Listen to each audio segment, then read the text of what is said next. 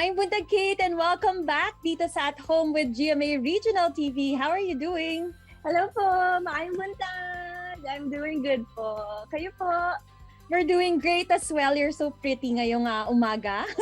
Maraming salamat. Thank you. Oo, for making time for us. Kate, pag nasa bahay ka lang ba when you're at home, ano bang pinagkakaabalahan mo, lalo na pag walang trabaho? Pag walang work, actually po ngayon nagustuhan kong manood ng anime. And then syempre, after that, meron din po akong online classes. So, yun. And then guestings after. And of course, pero ngayon nga, Kate, di ba parang nakabalik taping ka na with Stories from the Heart, Love on Air. How are you? Happy ka ba? How are you so excited about this project? Sobrang happy po ako na kasama ako sa cast ng Love on Air. Kasi nung nakita ko po yung mga kasama ko, fun to, masaya to. And pagdating naman po sa taping, sobrang gaan ng set. And the people there are so nice and so good. Kaya madali lang magtrabaho. So, ayun. Kwentuhan mo naman kami more about your role here, your character. Uy, sumagot ka na naman. Si Romel alam niya namang ayaw na ayaw kong mag-mention ng product sa show natin. We give love advice to our callers in love sessions. We're not endorsing products.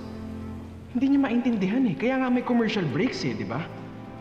Love, kilala mo yung character ni Michael V sa Bubblegang? Si Mr. Asimo?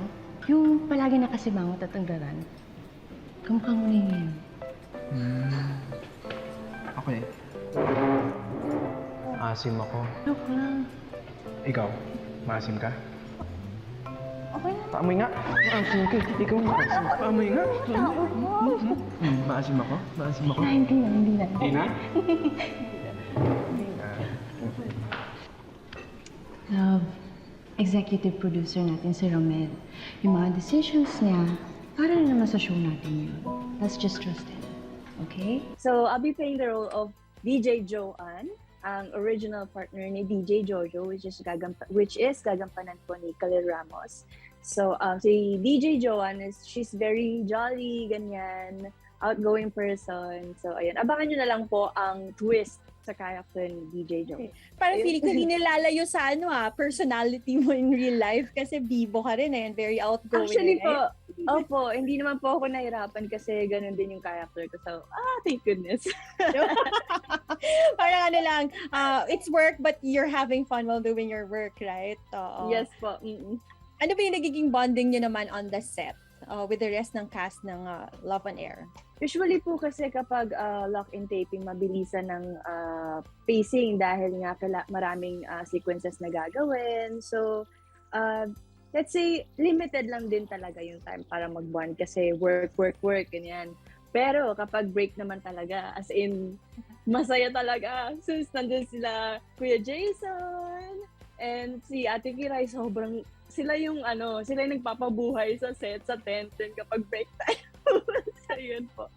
Parang looking forward kami na mas malaman pa kung ano ang pinagagagawa ninyo. But of course, how does it feel also working with Gabby and Khalil? You're listening to Love Sessions with me, DJ Jojo, your love advisor on the radio waves. Tumigil ka na sa pagbibigay ng mga one-sided advices. Nakakasira ka ng mga relasyon. Excuse me? Ikaw yung bias, hindi yung kaibigan ko. Ay! Bumaba ka nga dyan! Wanda? Joseph? In their first series together, real-life kapuso couple Khalil Ramos and Gabby Garcia. Siya na yung second chance mo sa love, ate. Sa ikatlo nating Stories from the Heart, Love on Air, this November. Si Ate Gabby po, second time ko na po siya makaka-work sa Love on Air kasi before sa Encantadia, pero ngayon, syempre, masaya ako dahil kasama ko siya dito sa show na to. And of course, ang talagang laging kong kasama sa sequence is si Khalil Ramos. Kasi si DJ Joan and si DJ Jojo, mag-boyfriend-girlfriend sila dito. So, siya yung usually kong nakaka-eksena. And he's very professional. Talagang ang galing. So, talagang must-watch to.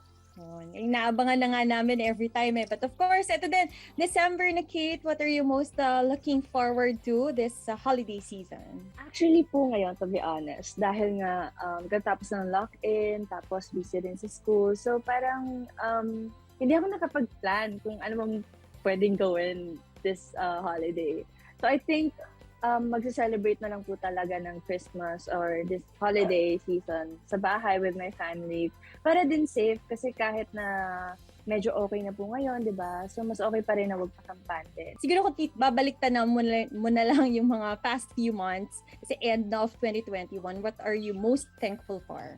I am so thankful na despite sa mga nangyayari po ngayon, kumpleto yung family ko and we're healthy and we're safe. Yun lang talaga ang pinagpapasalamat ko kasi, di ba, maraming nagkakasakit ngayon, maraming nawawala. So, I'm just so blessed na strong kami ng family ko and wala na akong may healing pa.